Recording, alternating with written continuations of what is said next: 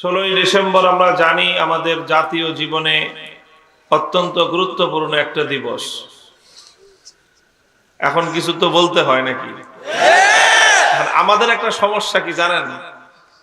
এখন যদি 16ই ডিসেম্বর সম্পর্কে কিছু বলি, কালকে দেখা যাবে একদল বলতেছে হুজুর ওয়াজ করবে 16ই ডিসেম্বর নিয়ে, হুজুর বলে কেন?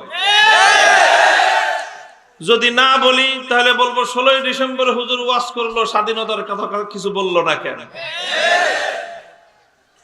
এখন আমরা স্বাধীনতার কথা বললেও সমস্যা, স্বাধীনতার কথা না বললেও সমস্যা। আমরা একটা বললাম শিরকের বিরুদ্ধে, কেউ কেউ প্রশ্ন তুললো হুজুররা দুর্নীতির বিরুদ্ধে বলে না কেন? দুর্নীতির বিরুদ্ধে বললাম, কয় সুদের বিরুদ্ধে বলে না কেন? সুদের বিরুদ্ধে বললাম, কয় ঘুষের বিরুদ্ধে বলে না কেন?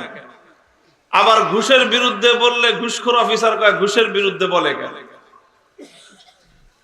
মুহতারাম হাজিরিন, কথা হলো এটাই যে আসলে যদি উলামায়ে কেরামের কাছ থেকে জাতি তাদের দিক নির্দেশনা নিজেদের ইচ্ছা মতো আর পছন্দ মতো নিতে চায়,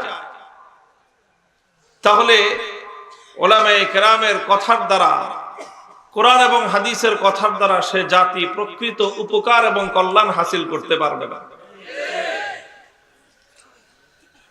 আপনি যখন একজন ডাক্তারের কাছে যাবেন, তো ডাক্তার সব সময় আপনাকে শুধুমাত্র মিষ্টি মিষ্টি সিরাপ দিবে খাওয়ার জন্য ঔষধ হিসেবে, এরকম আশা করাটা আপনার বোকামি। আপনাকে আপনার রোগ অনুযায়ী, রোগীর যেই সমস্যা, রোগীর যেই রোগ, সেই রোগ চিহ্নিত করে তার জন্য যেই ধরনের ঔষধ প্রয়োজন সেই ঔষধ ডাক্তার প্রয়োগ করবে। রোগী যদি আরোগ্য চায়